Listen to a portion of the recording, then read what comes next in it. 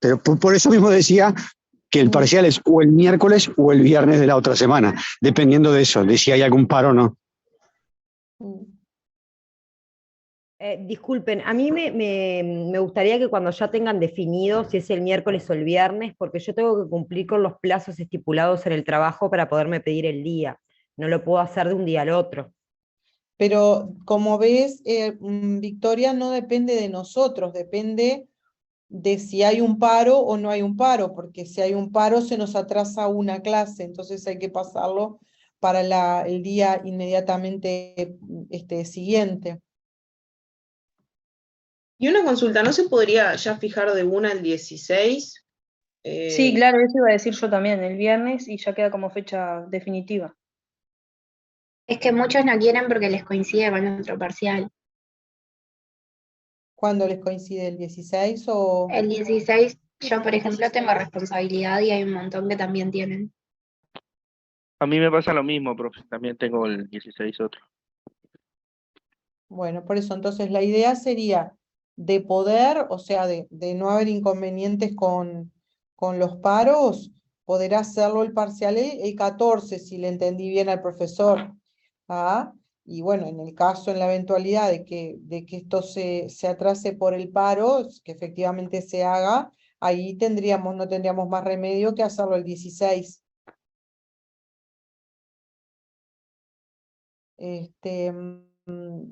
Bueno, vamos a ir comenzando. Lo primero que les quiero decir es, no sé si Lucía les pudo,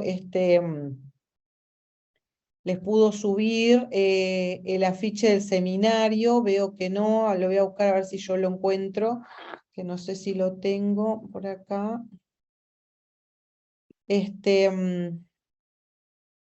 Alicia, está diciendo el profesor Castelo en el chat Sí.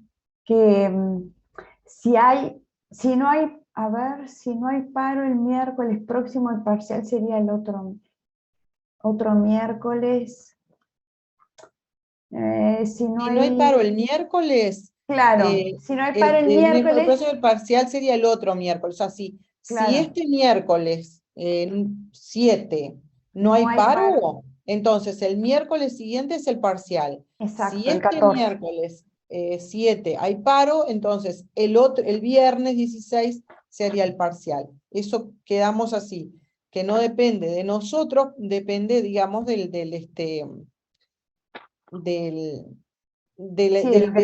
la existencia o no de ese paro. Lo que les quiero decir es que hoy y el próximo miércoles, hoy se hizo una parte del seminario, ¿sí? Y se va a realizar la segunda parte el día miércoles, que va a ser igual que hoy a partir de las 17 horas. Les pasé la ficha de la vez pasada, ahora no lo encuentro. Capaz que Ceci, ahora si lo lo tuvieras, ahora lo subo ahí al al chat. Que está muy interesante, hoy realmente estuvo muy interesante. Los que puedan, es por Zoom, lo pueden perfectamente hacer, bueno, un rato, y como hicimos nosotros, llegado el momento, se cortan para iniciar la clase, porque se superpone apenas un ratito. Así que nada, quedó pasado el aviso, quedó pasado lo del parcial, y si les parece arrancamos, porque hay bastantes Alicia, cosas para... avisa al profesor Castelo que son 50 preguntas de múltiple opción bien. que van a hacer, y que por supuesto el parcial es en el horario de la clase. Sí, eso siempre es así. Perfecto. ¿Alguna pregunta tienen sobre yo eso? Ya les dejé ahí la imagen del seminario. Genial, gracias, Lucía. Bueno, muy bien. Comenzamos entonces, ¿sí? Hoy vamos a comenzar el tema de los principios del derecho del trabajo. A este tema le vamos a dedicar 3 clases, ¿sí? Primero, la primera clase que es hoy, nos vamos a concentrar digamos, en dar una idea general acerca de los principios, para luego pasar al estudio de cada uno de los principios, ¿sí? si nos da hoy vamos a dar la parte general y el principio protector, esperemos que nos dé para eso, y la clase siguiente vamos a continuar con el resto de los principios. ¿Ah? Bueno, entonces, primero que nada, para ver los principios, digamos, que atañen al derecho, vamos a ver los principios generales del derecho en cuanto son aplicables al derecho del trabajo. O sea, daremos una idea general acerca de los principios para luego pasar al estudio de cada uno de los mismos. Cualquier cosa que me quieran comentar, lo comentan sin problema, ¿está? Y si no se me escucha bien, asumo que se me escucha bien, y se ve todo, cualquier cosa, por favor, me lo dice. Bueno, ¿cuál es la razón de este tema? Bueno, como lo expresa el profesor Casalás en su libro, que nosotros le recomendamos como uno de los posibles lugares donde leer este tema, ¿sí? Que es un trabajo muy reciente, hay una influencia fundamental de los principios en la propia configuración del derecho del trabajo. ¿Tá? Esta influencia se consolida a partir de la obra, perdón que voy a...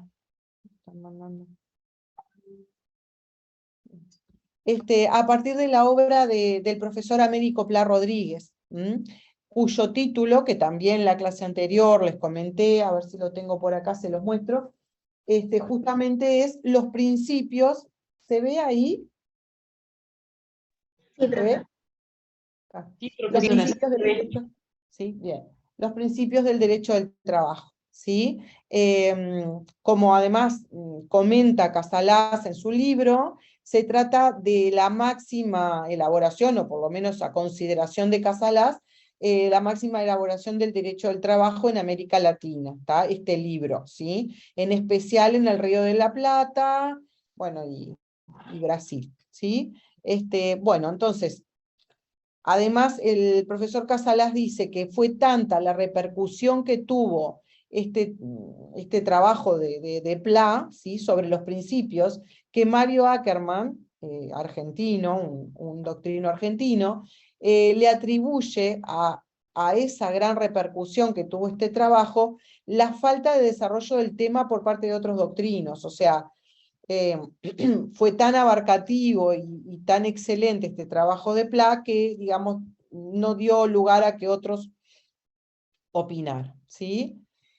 La importancia de esta obra de Pla Rodríguez, específicamente dedicada a hablar de los principios, toda ella, también se ve reflejada en la jurisprudencia, en la jurisprudencia nacional, en nuestra jurisprudencia, puesto que los jueces y tribunales hacen permanente referencia a los principios por parte de...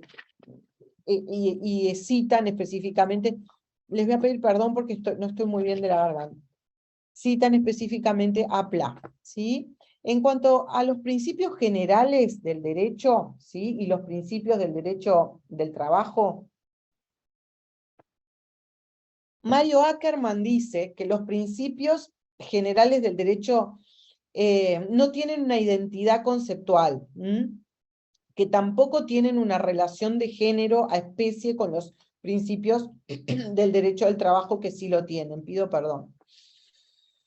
Pla Rodríguez hace referencia a Francisco Giorgi, quien examina los principios generales del derecho. Y acá les pongo una frase al respecto, que dice que en el derecho público uruguayo los principios generales del derecho son no solo los que sirven de fundamento a la legislación positiva, de los cuales por abstracción deben incluirse, sino también, y en armonía y coherencia con estos, los que son inherentes a la personalidad humana y a la forma republicana de gobierno. Bien, entonces, en cuanto a las funciones que cumplen, Víctor Ferro señala que no solo sirven para integrar el derecho o para interpretar las normas, ¿sí?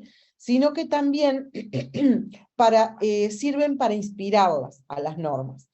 Y en este sentido concluye afirmando que su rol esencial es el de vertebrar el ordenamiento jurídico a través de las convicciones de una comunidad social, dándole así coherencia y sentido a sus normas.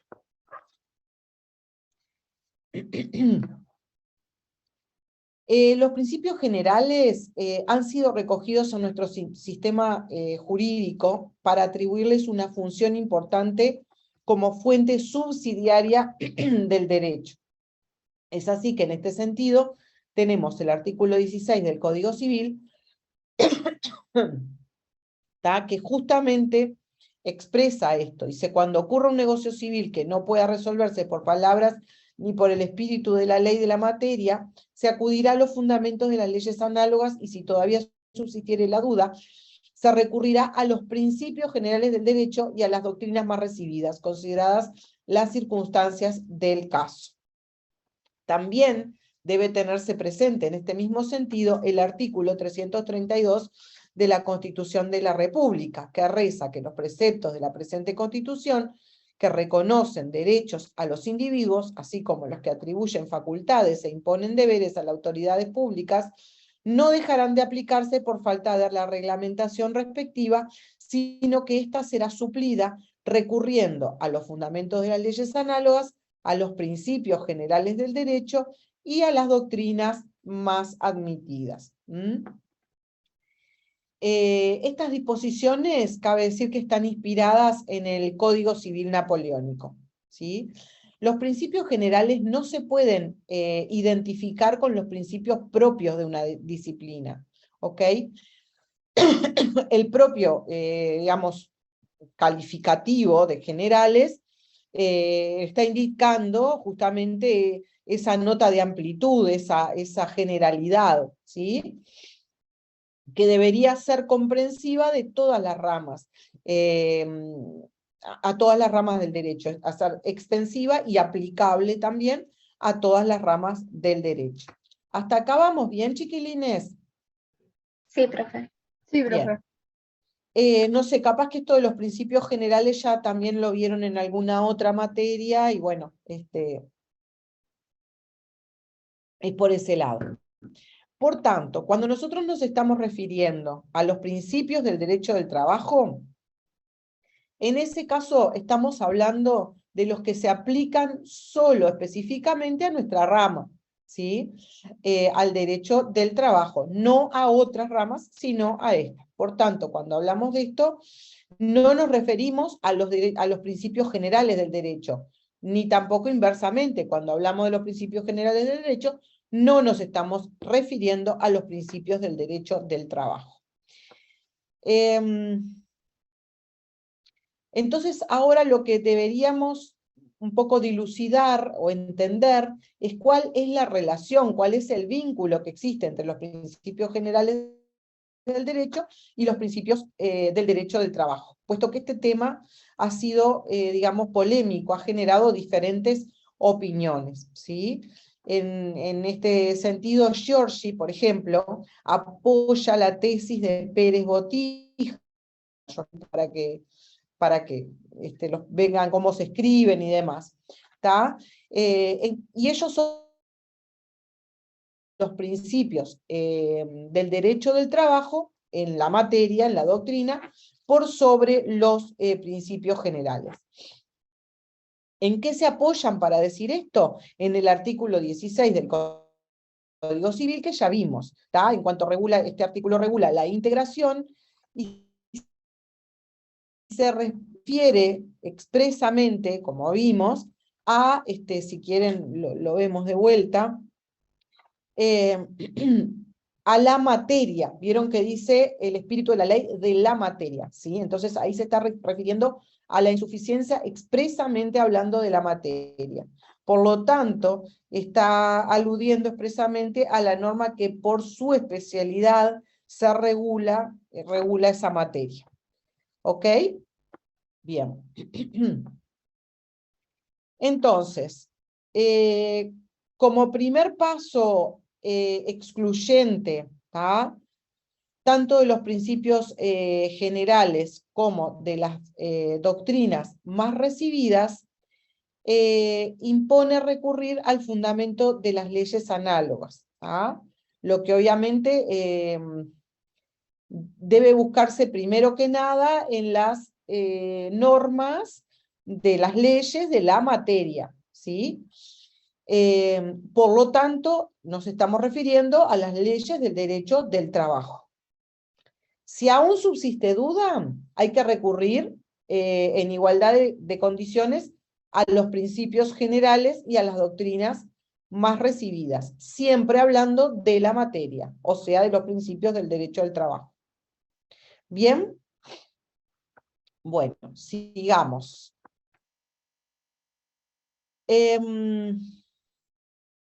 Bueno, voy a concretar un poquito, voy a dar la importancia de los principios porque es un tema largo y quería decirles algunas otras cositas, pero si no, no me va a dar el tiempo. Bueno, los principios son particularmente importantes en una materia como el derecho del trabajo, por su carácter fragmentario, que se acuerdan que lo vimos en las primeras clases, o sea, no existe un código, ¿tá? Tenemos muchas leyes, pero no están todas unidas en un código. También por su tendencia a lo concreto, que también lo hablamos en las primeras clases, es decir, que cada ley establece algo de una determinada particularidad concreta, ¿sí? Y por lo mismo que dijimos, carácter fragmentario, pero que ya les dije, elevado número de normas. Y además, no está acá, pero también es importante ese continuo trance, ese continuo modificación y perfeccionamiento que también fue objeto de clases anteriores, ¿sí? Entonces, con todo esto, los principios, ¿qué pasan a ser? Pasan a ser como un armazón, ¿tá? Como una forma de sostener, ¿sí? Un armazón, una forma de sostener la disciplina, para mantenerla firme y sólida, a pesar de esa fugacidad y de esa profusión de normas de la que hablamos, y también de esa constante variación. Bien, entonces, en cuanto a la definición, podemos decir que Pla Rodríguez entiende que son líneas directrices que informan algunas normas e inspiran directa o indirectamente una serie de soluciones, por lo que pueden servir para promover y encauzar la aprobación de nuevas normas, orientar la interpretación de las existentes y resolver los casos no previstos. Podemos señalar que Mercader, en España, concluye que los principios de aplicación del derecho de trabajo requieren como premisas el análisis de la doctrina y jurisprudencia del país, ¿sí? Y en segundo lugar, el análisis de la evolución histórica de la realidad. Tan así están incorporados los principios, ¿sí? Que también importarían un análisis de la evolución histórica. Para Mario Ackerman, ¿sí? Los principios orientan la disciplina. Y también son producto de, digamos, de una valoración social, ¿sí? Y evocan a una permanencia y a una también universalidad. ¿Bien? Esto en cuanto a las definiciones, ¿sí? Entonces, vamos a describirlos. En primer lugar, son enunciados básicos. ¿Qué quiere decir que son enunciados básicos? Bueno, que contemplan, abarcan y comprenden una serie indefinida de situaciones, ¿sí? Un principio es algo más general que una norma, ¿ok? Puede servir, como vimos recién que decía Pla, para inspirarla, para entenderla y hasta para suplirla en los casos de que no exista la norma. Pero es sí o sí un enunciado básico, es algo indefinido. La segunda descripción es que por ser propios del derecho del trabajo son distintos de los que existen en otras ramas del derecho. Que puse distintos, pero es distintos. Cuando se las pase lo corrijo. ¿Qué significa esto? O sea, sirven también, como vimos cuando vimos la autonomía del derecho del trabajo, sirven para justificar su autonomía y peculiaridad. Cuando una rama del derecho tiene principios, ahí ese es uno de los puntos que se consideran para entender o para pensar si esa rama es autónoma o no es autónoma. ¿Ah? Algo importante es que, si bien son propios del derecho del trabajo, no quiere decir que todos ellos sean exclusivos, ¿sí?, de esta rama del derecho. Pueden repetirse algunos de ellos igual o similarmente en otras ramas del derecho. Lo que sí no sucede es que como conjunto se repite ese mismo elenco en otras ramas del derecho. ¿Sí? Como conjunto deben configurar un elenco que no se reproduce de la misma manera en las demás disciplinas. ¿Estamos? Bueno, y en tercer lugar, todos los principios deben tener alguna conexión y armonía entre sí. Ya que en su totalidad perfilan la fisonomía característica de una rama autónoma del derecho, y deben tener su unidad y cohesión internas. Bueno, con esto está claro, ¿sí? Lo único que les puedo decir es que cada principio, una manera de armonizar, ¿sí?, las normas, sirviendo para relacionarlas entre sí. Como dijimos, pueden llegar a, son muchas veces como la inspiración para las normas. Y entonces, al ser inspiración y estar en armonía, constituyen la manera también de armonizar esas normas, ¿sí? Entonces, eso evita que el sistema se transforme en algo inconexo. Una norma dice una cosa, otra no. Bueno, con los principios se encausa, ¿sí?, y se le da una coherencia, una armonía. Bueno, hasta acá, bien. Bueno, ¿cuáles son las funciones, ¿sí?, de los principios?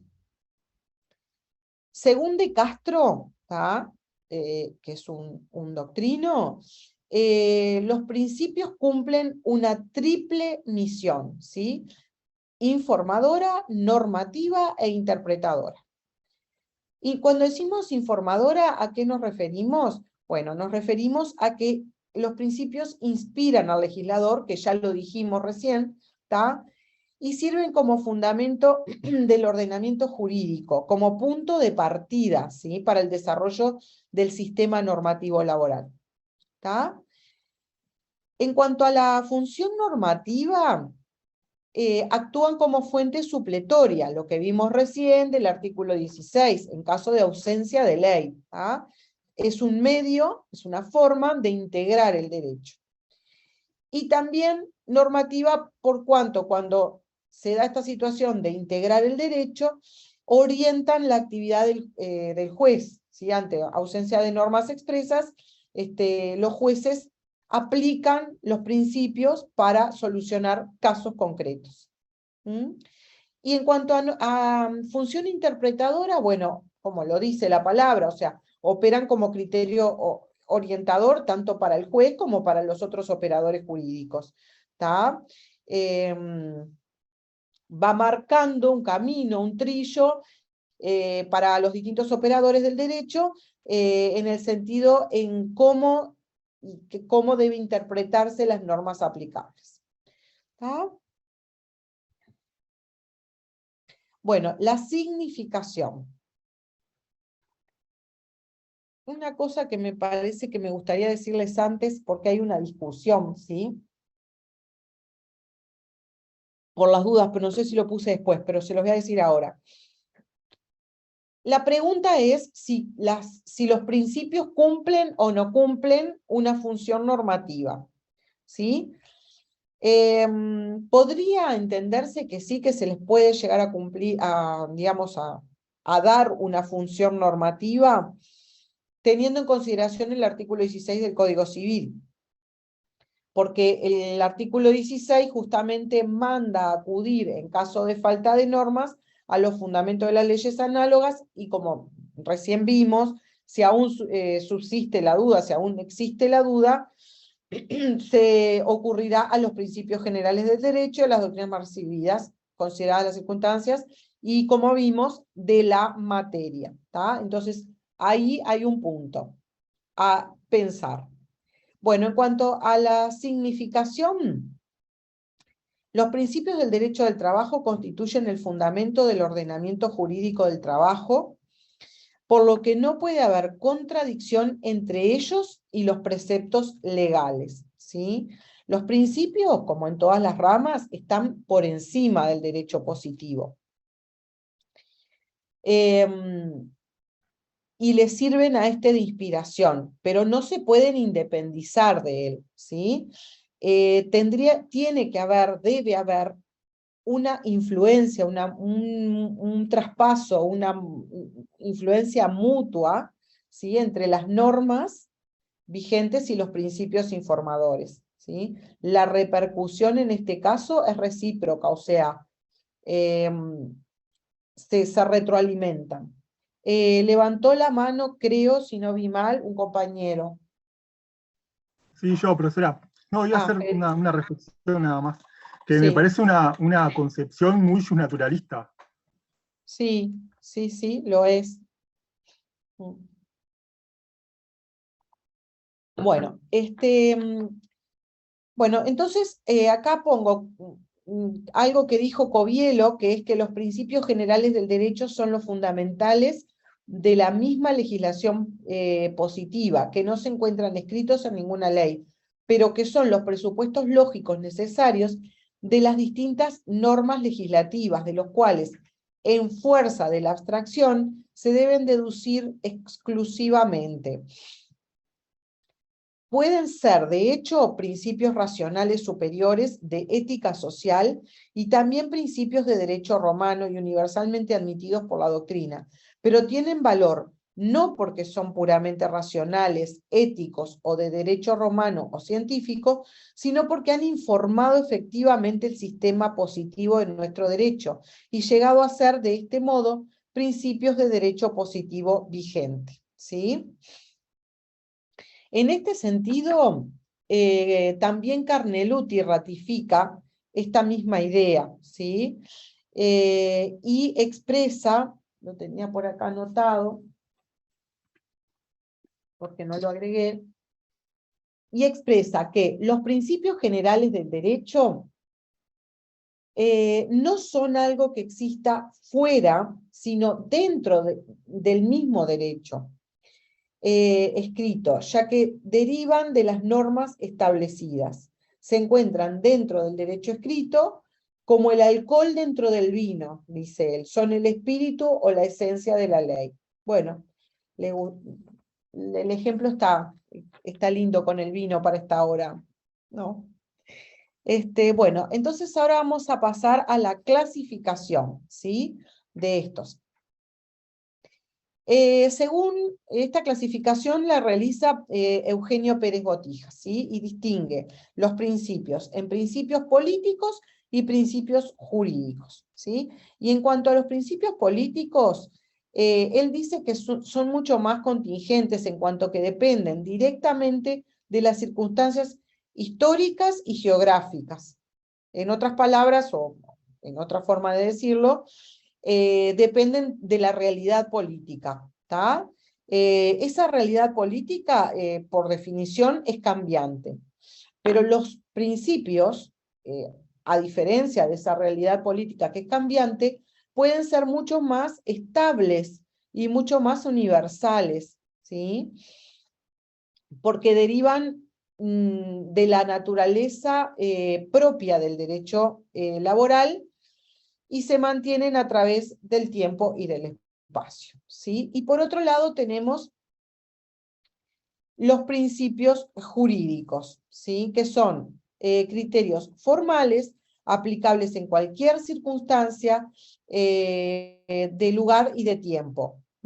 No aluden a ningún beneficio concreto, por lo que tienen una significación general y amplia, y se extienden a toda la disciplina. ¿Bien? Bueno, En cuanto a la forma, una de las características de los principios del derecho al trabajo justamente es su amorfismo. ¿Ah? ¿Por qué? Porque carecen de procedimientos técnicos de exteriorización. No hay una forma única ni exclusiva de manifestarse. Se podría llegar incluso a decir que ni siquiera hay una forma preferente de manifestación. Al ser un enunciado, casi nunca se lo califica, ¿sí? Como tal. Muy pocas veces hay una enunciación directa.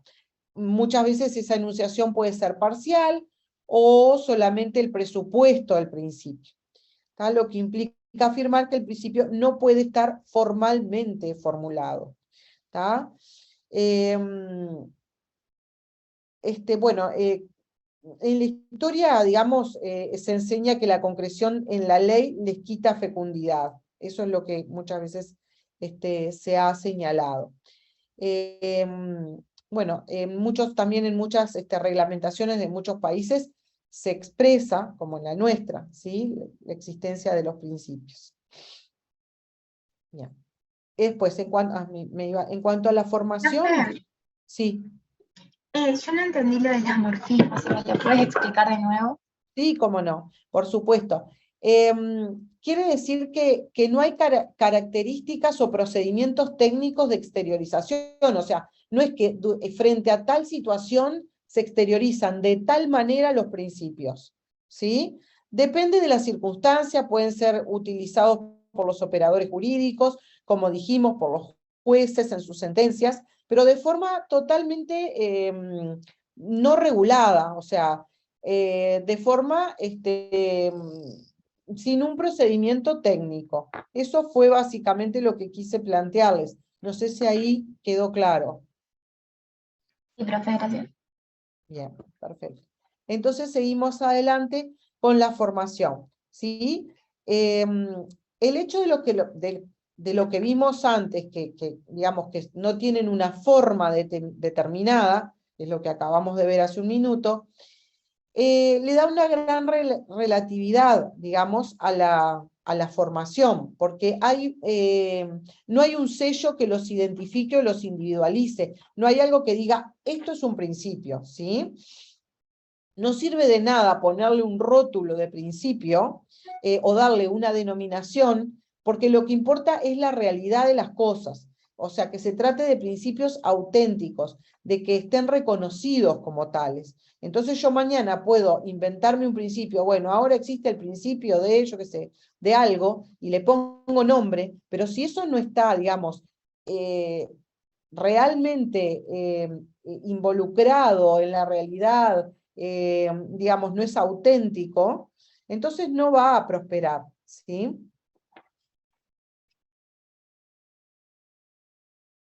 Y en cuanto a eso, por eso puse doctrina y jurisprudencia, porque, digamos, ¿cómo clasificaríamos, cómo nos daríamos cuenta si estamos frente a un principio o no estamos a un principio? Bueno, por lo general, ¿cómo se llega a eso? En principio, digamos, en principio no voy a decir en principio porque confundo con los principios, pero por lo general, primero, estos puntos, estos temas se empiezan a tocar por la doctrina, ¿sí?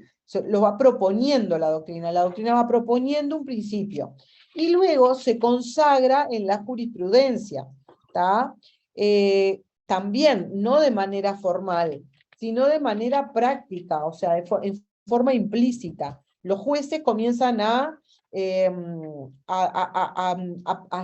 recoger de la doctrina y a expresar en sus sentencias ese nuevo o ese principio que se está reconociendo, ¿sí? Hasta acá va claro, porque yo sé que el tema es bastante engorroso. Bien. Los principios se presentan como pautas eficaces que expresan la exigencia del cuerpo social, o por mejor decir, derivan de la conciencia social, de ciertos valores históricos, morales y sociales, ¿sí? Es un poco lo que vimos hasta ahora, o sea, bueno, la doctrina va tomando, ¿sí? Esas, digamos, conciencia social, ciertos valores históricos, morales, sociales, los empieza a trabajar, se transforman en principios cuando, digamos, o se plasman cuando la jurisprudencia recoge y comienza a utilizarlos. Bueno, según Chamot, ¿sí? Chamot explica que existen condiciones que se requieren para que ese principio sea reconocido como tal, ¿sí? Y él se refiere a 3 elementos: al elemento material, al elemento jerárquico y a un elemento ideológico. El elemento material, él lo determina como, digamos, por el propio contenido, ¿sí? Posee vocación de principio, ¿sí? Para aplicarse en situaciones concretas, existentes o eventuales, o pertenecientes a un mismo género. O sea, naturalmente, por su, digamos, por el contenido de ese principio, se hace aplicable a situaciones. Eso sería el elemento material. ¿Tá? El jerárquico está establecido por la, digamos, no contradicción a las normas que, digamos, que por su origen constitucional o legal impedirían su reconocimiento. Yo no puedo empezar a establecer un principio que va contra la Constitución, por ejemplo, ¿sí? Y después está el elemento ideológico, que está relacionado con lo que vimos recién, ideas, un sistema, un cuadro de un sistema de ideas y valores reconocidos por el orden, digamos, jurídico vigente. En el mismo sentido, como vimos recién y como también se une con el elemento material, si yo quiero imponer un principio que no tiene relación, que no guarda relación con un sistema ni de ideas, ni de valores que estén reconocidos en una determinada sociedad, por un determinado sistema jurídico, un orden jurídico, eso no va a tener aplicación y no va a, digamos, en definitiva, a plasmarse como un principio. ¿Está? Bueno, después vamos entonces ahora, sí, a enumerar los principios. Y en el rato que nos queda vamos a tratar de ver si podemos terminar con el principio protector. Profesora, ¿puede repetir el elemento material? Perdón. ¿Cómo, perdón? El elemento material. ¿Lo puede repetir, por favor? El elemento material es poseer, a ver si lo digo, poseer una vocación por su propio contenido para aplicarse a múltiples situaciones concretas, pertenecientes a un mismo género, existentes o eventuales. Es decir, que ese principio está en su contenido, en sí mismo, ¿sí? Es aplicable a determinadas situaciones. ¿Bien? Bien, gracias.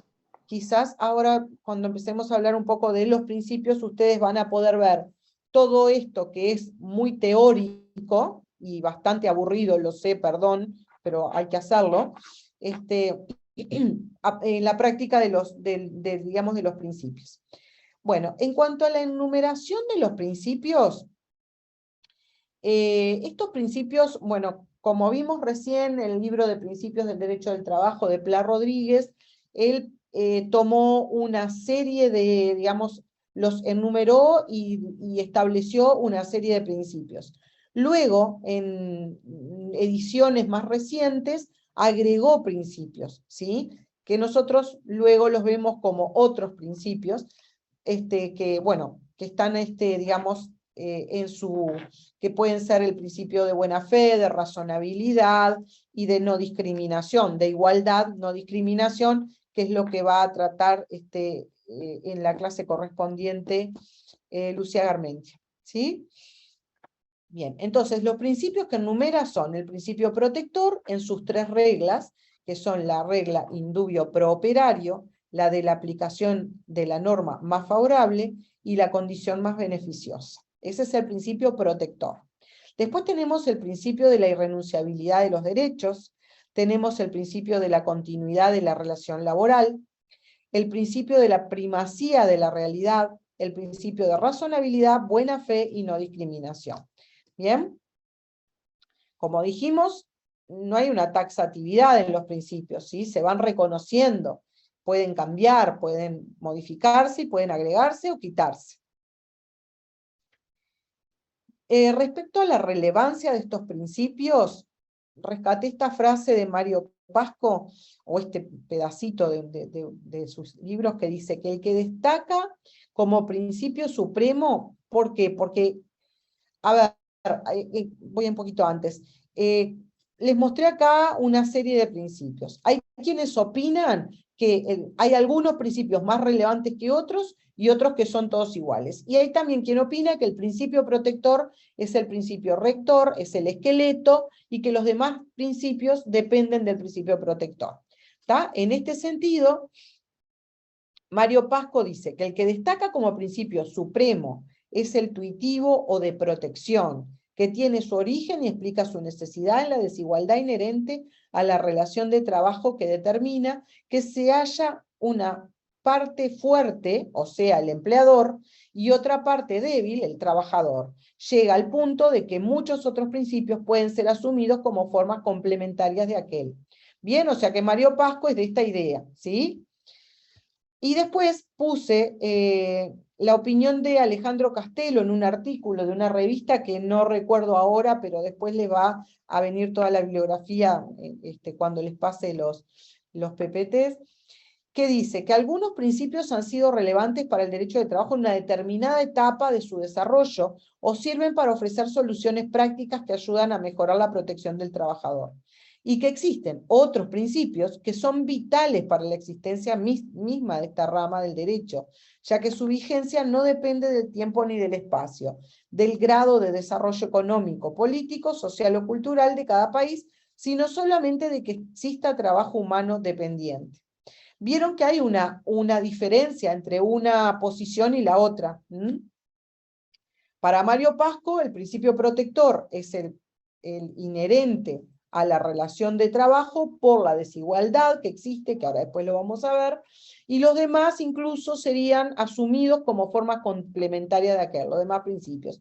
En cambio, Castelo lo que opina, por lo menos en este artículo, es que dependiendo de las épocas y de los momentos y de las necesidades, hay principios que son más relevantes en un momento y menos relevantes en otros. Y otros que son vitales, donde estaría el principio protector, ¿sí? Porque son vitales para la existencia misma de esta rama, ¿sí? Bien. Bueno, entonces, ahora vamos. ¿Quién puede invocar los principios del derecho al trabajo? A ver si alguien me sabe decir quién los puede invocar.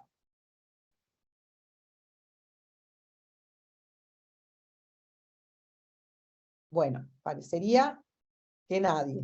A ver, María Cristina Lorenzo, que levantó la mano. Bueno, se me ocurre, por ejemplo, un abogado a la hora de defender a un empleado o a un empleador, o los jueces mismos, ¿no? Al dictar sentencia. Bien, perfecto, muchas gracias. Está bien lo que usted está diciendo. Bueno, la pregunta un poco apunta a que, bueno, la respuesta tuitiva, lo que uno, no sé, en principio diría es, bueno, quien los invoca en su defensa es el trabajador, ¿sí? Porque la razón de ser es del derecho del trabajo, y cómo surgió el derecho al trabajo, es para la defensa de los trabajadores, como lo vieron cuando vimos la historia al principio del curso. Entonces, podríamos llegar a pensar que estos principios solamente podrían ser invocados por los trabajadores.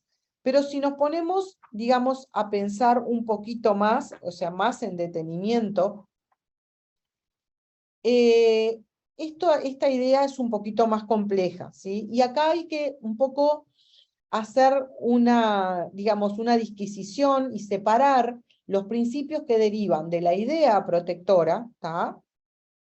Es decir, por ejemplo, el principio protector con sus 3 reglas, ¿sí? El principio de irrenunciabilidad, el de continuidad del contrato de trabajo y el de no discriminación. Y habría que esto separarlo de otros principios, como pueden ser la primacía de la realidad, la razonabilidad y la buena fe. Entonces, los primeros que derivan de la idea protectora, ¿sí? Esos sí van a ser, digamos, invocados solamente por el trabajador. En cambio, la segunda categoría, los segundos tipos de principios, como primacía de la realidad, razonabilidad y buena fe, esos van a poder ser invocados por ambos, tanto por el trabajador como por el empleador, e incluso los jueces también pueden, para resolver un caso, invocar, por ejemplo, el principio de primacía de la realidad, tanto para un lado como para el otro. Después algunas sentencias les puse al respecto. Alguien levantó la mano, creo. Yo había levantado, pero era para preguntar si para el empleador también se aplicaba Bien. lo que ¿Le quedó claro entonces con lo que dije recién? Sí, sí. Bueno, entonces, en cuanto al análisis crítico, tenemos que ver los aspectos positivos y negativos de los principios, ¿sí? En cuanto a los beneficios, esta diferencia la hace Pla, ¿sí? en su libro. Tenemos, en primer lugar, la utilidad, ¿sí? Como un beneficio. ¿Por qué? Porque la utilidad se ve en la cantidad de veces que son invocados los principios, ya sea por los abogados, como decía la compañera recién, en los escritos, en los alegatos, en las demandas, en las contestaciones, ¿sí? ¿Y eso qué hace? Hace que se vea, ¿sí? Lo importante o la importancia que le dan los litigantes, ¿sí? A estos principios, a los principios, ¿sí? Y también, bueno, por supuesto, y más que nada, toda la relevancia que se le da en los fallos, ¿sí? Porque aparecen en muchísimas veces en los fallos, algunos, no todos, pero algunos de los principios que los mencionados por los jueces, por los tribunales. En cuanto a la fecundidad, ¿por qué la fecundidad es un beneficio? Bueno, porque los principios, al ser amplios, como dijimos, tienen muchas aplicaciones, ¿sí? Y por lo tanto hay muchas consecuencias y también repercusiones, ¿tá? Los juristas van desmenuzando y van utilizando, ¿sí? De estos enunciados. ¿Tá? Lo pueden aplicar a situaciones nuevas y digamos, como a medida que va cambiando se van utilizando esos mismos principios, pero se van modificando en función de las nuevas aplicaciones a las nuevas situaciones. Y eso lo que hace es mostrar cuál es la riqueza, o sea, el potencial que tienen estos enunciados. ¿Tá? En cuanto a la función estructuradora, ¿qué quiere decir? Que mediante la utilización también de los principios, la labor jurisprudencial, o sea, de los jueces, también se difunde y también se ordena, ¿sí? ¿Por qué? Porque los principios contribuyen a dar a toda la disciplina, ¿sí? un orden, ¿sí? Solidez, firmeza, ¿tá? Y también vigor. Y en cuanto al dinamismo, lo que se da es impulso y capacidad de avance, ¿sí? a la disciplina. ¿Por qué? Por lo que dijimos hoy, o sea, los principios no son normas rígidas, entonces se pueden ir maneando, modificando, digamos, entre comillas, en función de la dinámica, en función de lo que va pasando, y se pueden ir moldeando a las nuevas situaciones, a la dinámica que tiene nuestra disciplina, ¿sí? En cuanto a... Sí, Miguel, adelante. Profe, antes que vayas a los aspectos negativos, ¿me puedes repetir la utilidad y la fecundidad? Perdón, que se me había trancado a mí. Gracias.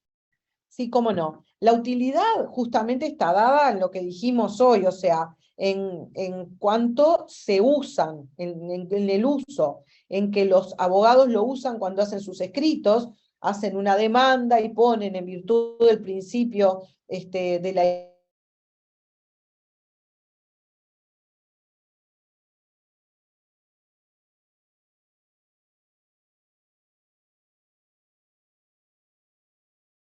igual en la realidad, en los hechos, lo despidieron. Bueno, el principio protector, multiusado. Entonces, esa es la utilidad práctica, lo que lo usan los abogados, lo usan los jueces, lo usan los operadores jurídicos. Disculpa, profe. ¿Sí? ¿Me puedes? No era fecundidad el otro, era beneficios, si podés. Lo de fecundidad sí lo noté bien, gracias. Beneficios son todos, la fecundidad es un beneficio. Bien. Perdón, mala mía, gracias, profe. Profe, yo sí iba a pedir si me podía repetir lo de fecundidad porque no lo había entendido muy bien. Sí, lo repito. La fecundidad se da, digamos, en la cantidad de aplicaciones, ¿sí?, que tienen los principios. O sea, consecuencias, repercusiones, o sea, como dijimos, como son amplios, los juristas le dan muchas utilidades, ¿sí? No son meros enunciados. O sea, de ese mero enunciado, que es el principio protector, los juristas lo hacen fecundo, le sacan partido, lo usan para distintas situaciones, para explicar distintas situaciones en las que quieren basar, por ejemplo, una demanda y hacer valer los derechos del trabajador. Un ejemplo sería eso.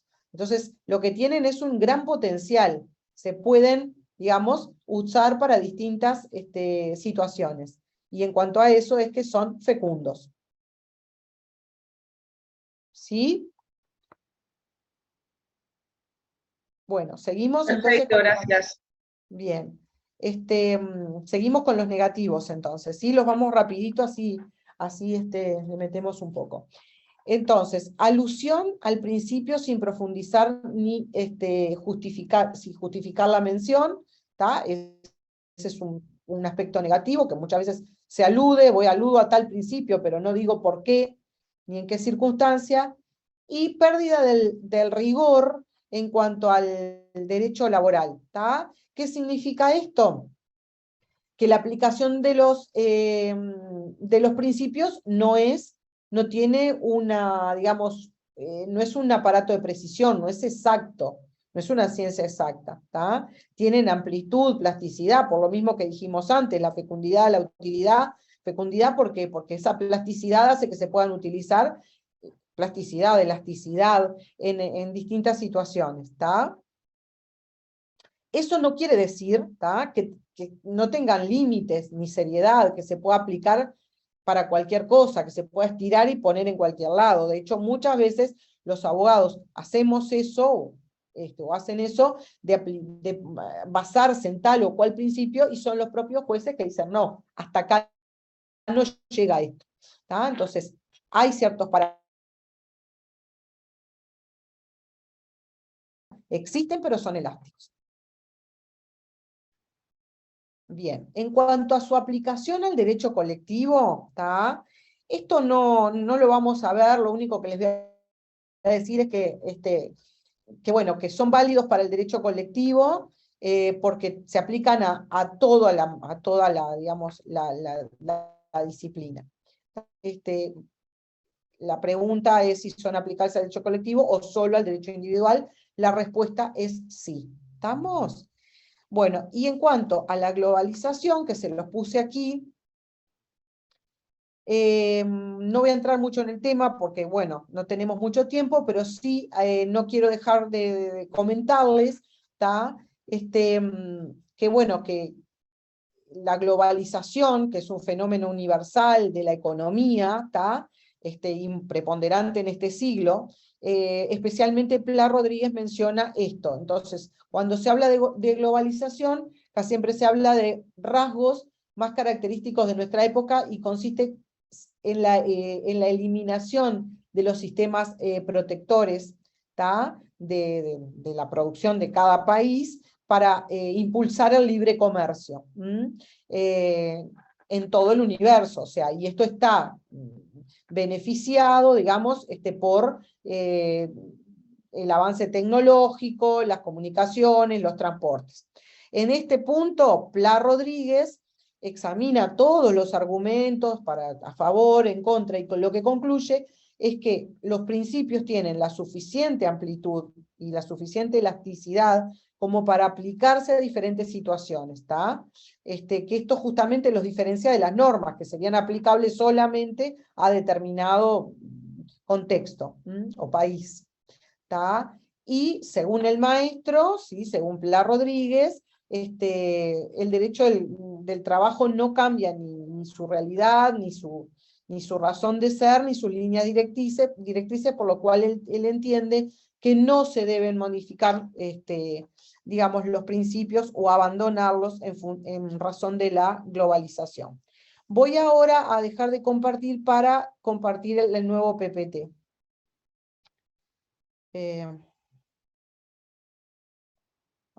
No me lo tengo que cerrar. A ver si lo logro cerrar. Acá. Bien.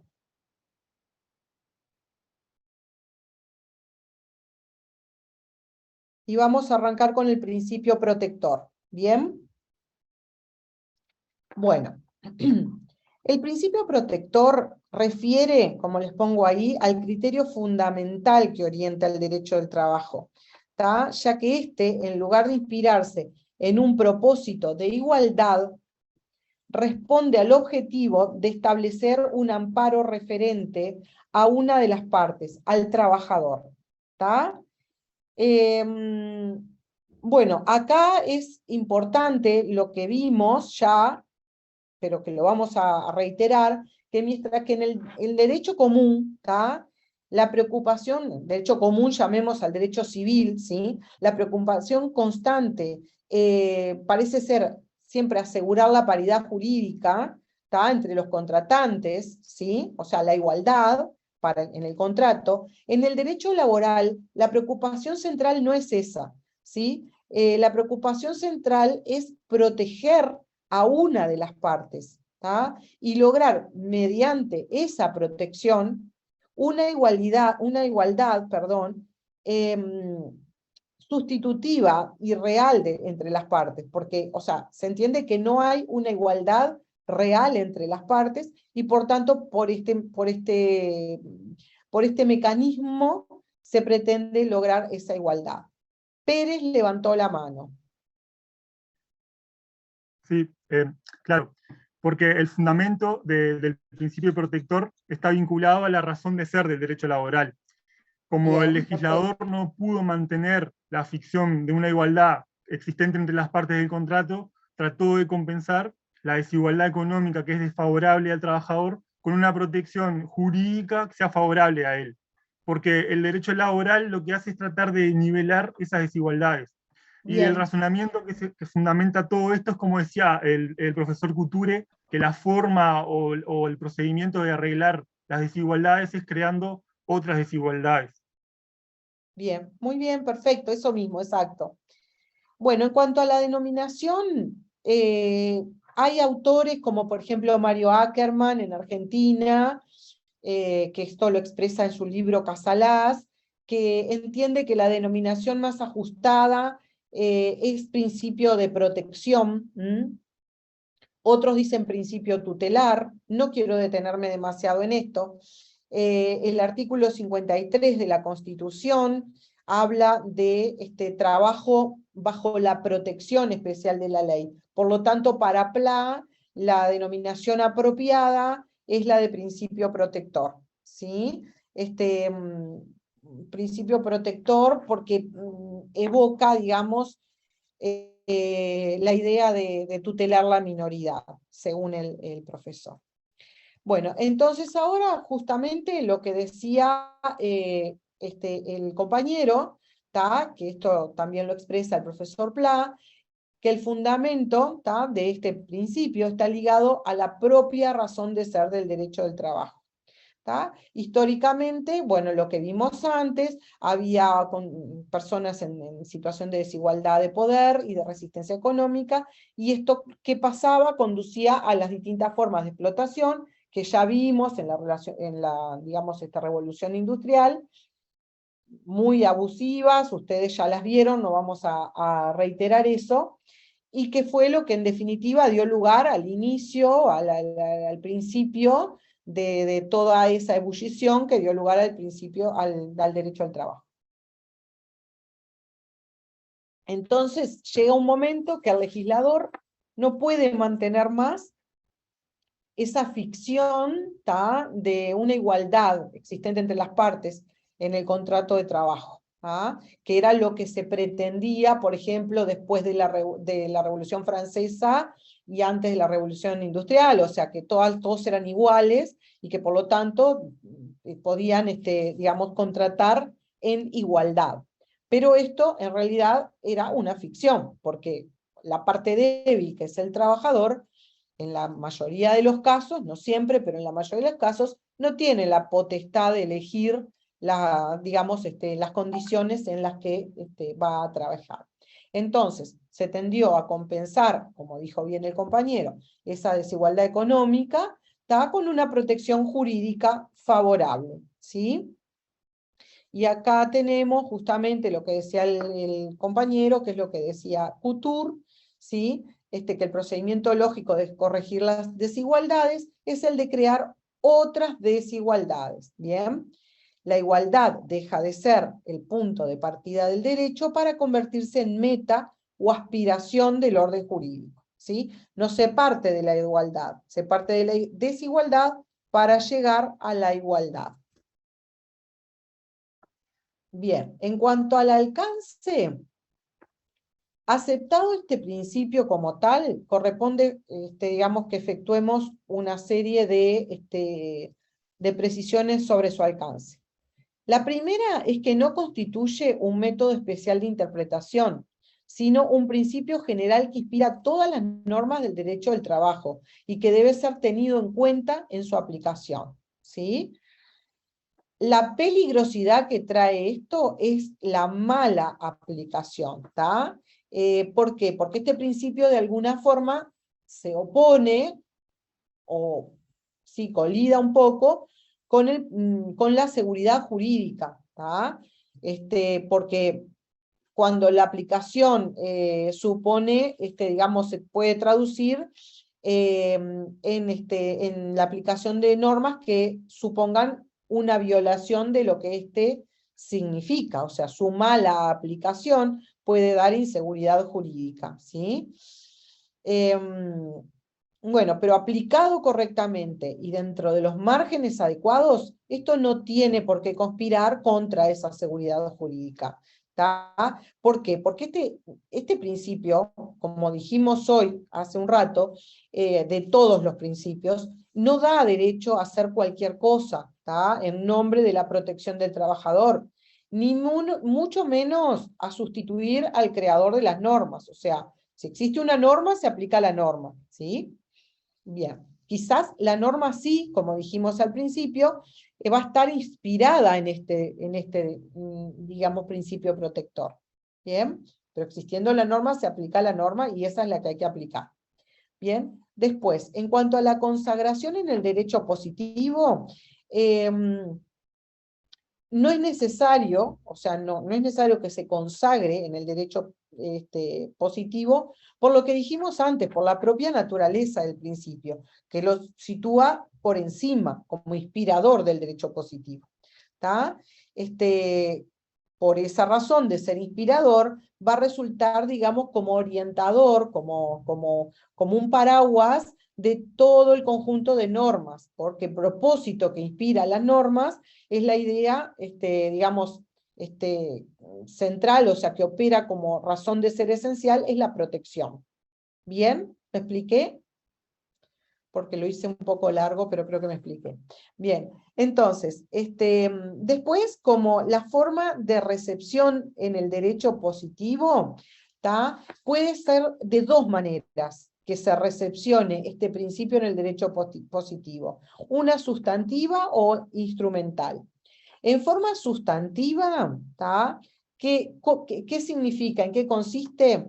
En incorporar a la norma constitucional o a una norma programática, ¿sí? Algún principio genérico de protección del trabajo, o que ponga el trabajo bajo la protección del Estado, como sucede en la Constitución, ¿sí? Y después, como norma instrumental, se traduce, o sea, o se refleja en la incorporación de reglas de interpretación, ¿sí? Que se incluyan el principio, o sea, o alguna de las formas de su aplicación. Por ejemplo, puede ser en un código de trabajo, que nosotros no tenemos, o en una ley orgánica de la justicia de trabajo, en el cual se establezcan determinadas normas referentes a cómo deben ser interpretadas las leyes del trabajo. ¿Bien?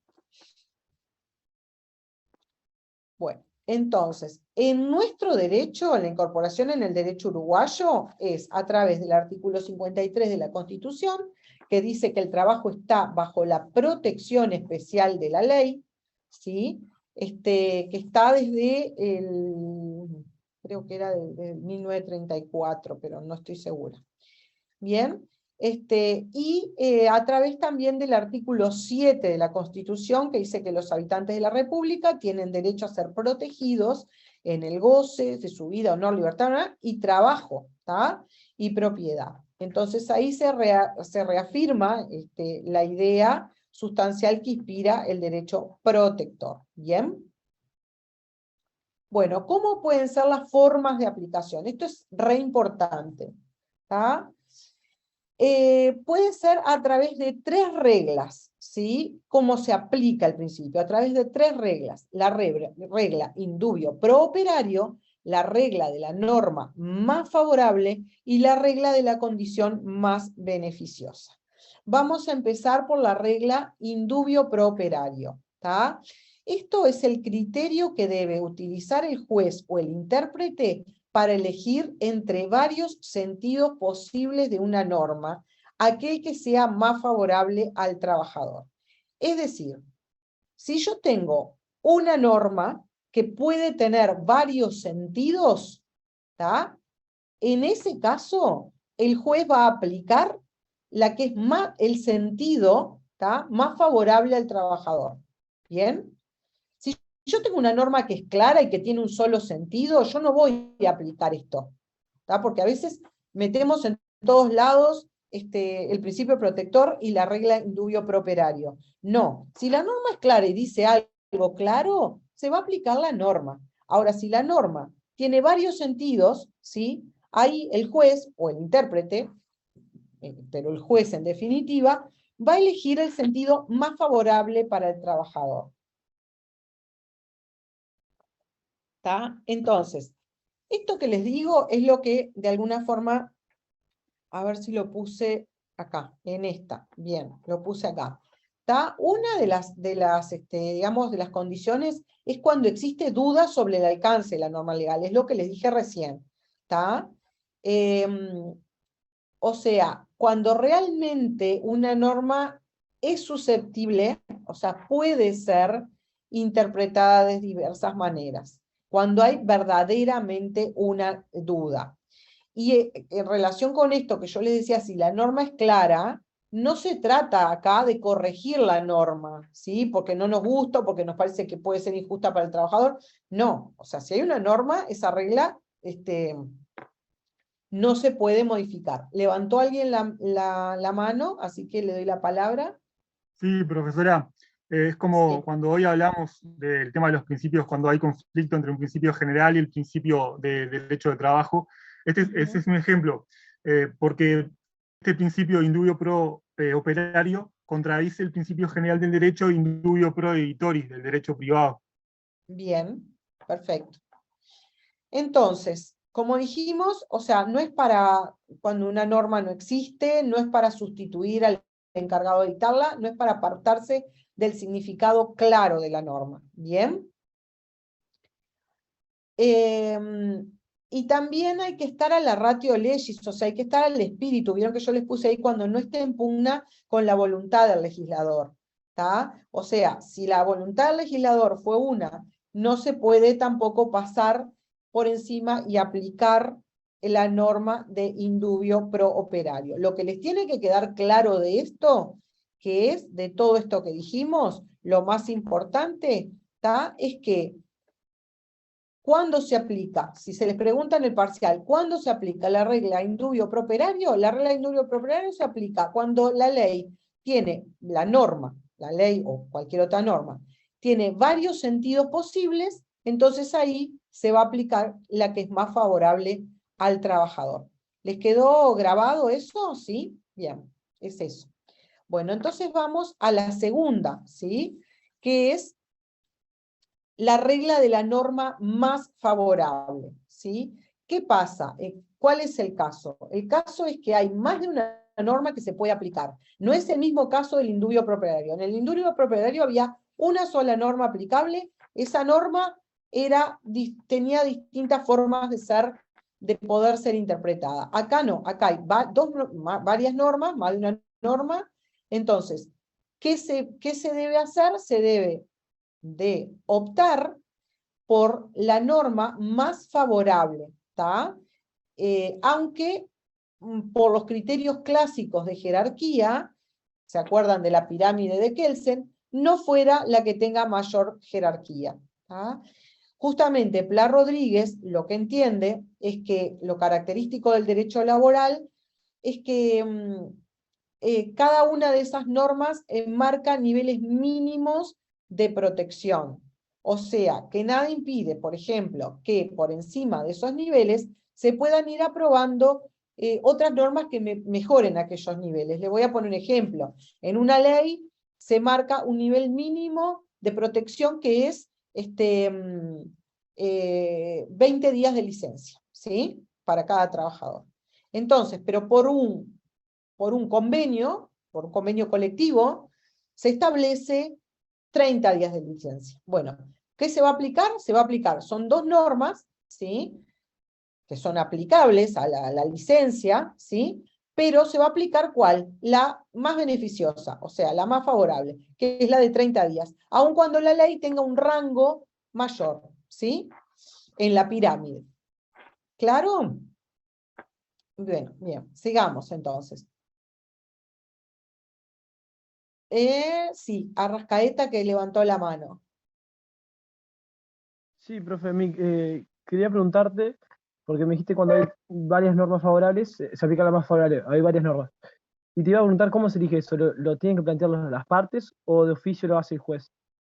Bueno, en principio lo tienen que aplicar las partes, o los operadores jurídicos, los abogados, que asesoramos, por ejemplo, a una empresa y le decimos, no, mira, acá no podés darle 20 días de licencia siguiendo con lo mismo, porque por convenio colectivo su grupo, tiene un convenio que establece 25 días de licencia.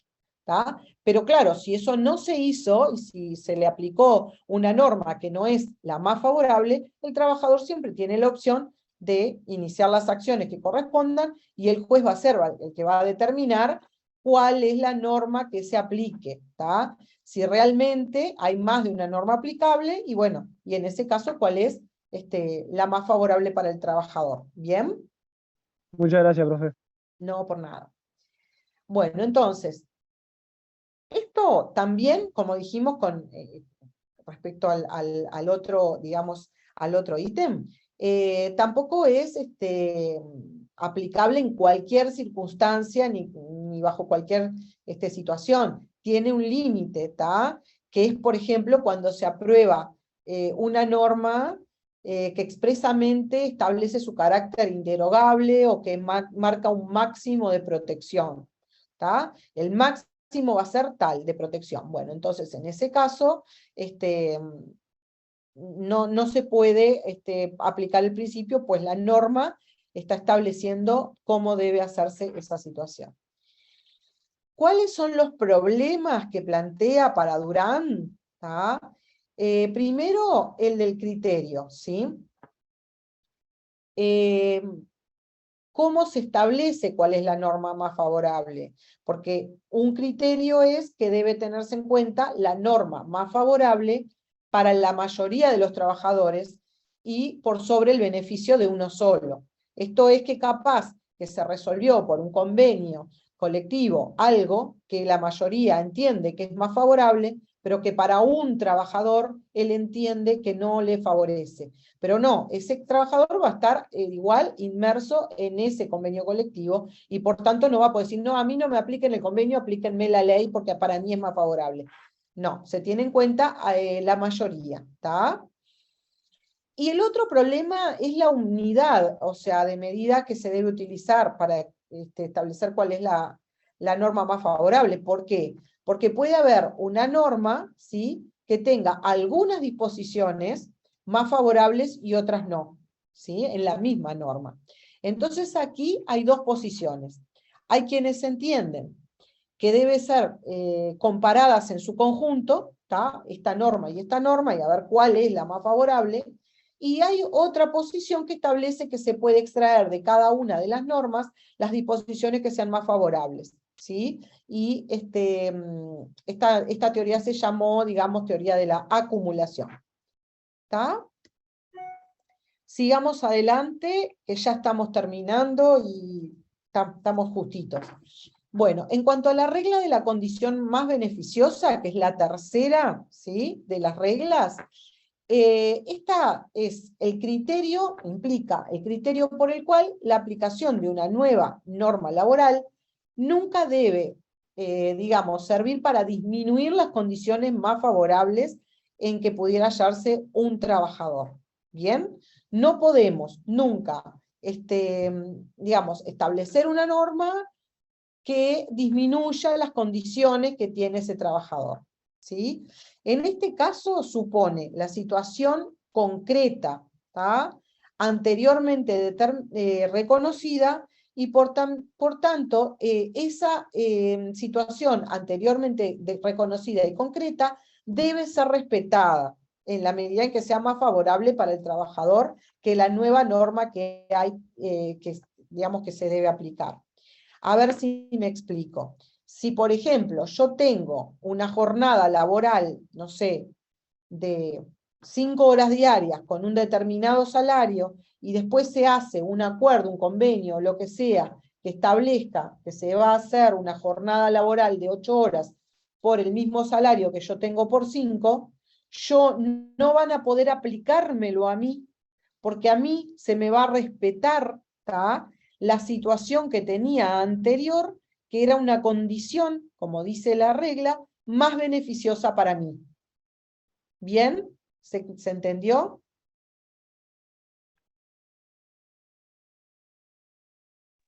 Sí, profe. Sí. Entonces, como dice la placa, una de las consecuencias es esta, que cuando se dicte una reglamentación o disposición de carácter general aplicable a todo un conjunto de situaciones laborales, estas quedarán modificadas en sus condiciones anteriores en cuanto no sean para el trabajador más beneficiosas que las nuevamente establecidas. ¿Bien? O sea, para los trabajadores que vengan nuevos, se va a aplicar la nueva reglamentación, pero se deberá respetar para situaciones concretas reconocidas a favor del trabajador que resulten más beneficiosas para él. Bueno, y los libero, siendo 9 menos 5, pido perdón que siempre terminamos un poquito antes, pero vamos a la próxima clase del miércoles a continuar con el principio de irrenunciabilidad y con los otros principios. Espero haber sido clara. Si hay alguna duda, no tengan ningún problema. Como les dije el otro día, esto ya les va a servir como para, si lo estudian, ya tenerlo para el parcial ya estudiado y no tener que empezar a estudiar lo anterior, ya que tienen muchos parciales juntos. Me hacen las preguntas que entiendan convenientes y que no comprendieron. Bueno, muchas gracias, profe. Buenas noches. Buenas noches para todos. Y muchas gracias. Gracias. Muchas gracias. Gracias. Muchas gracias. Chao.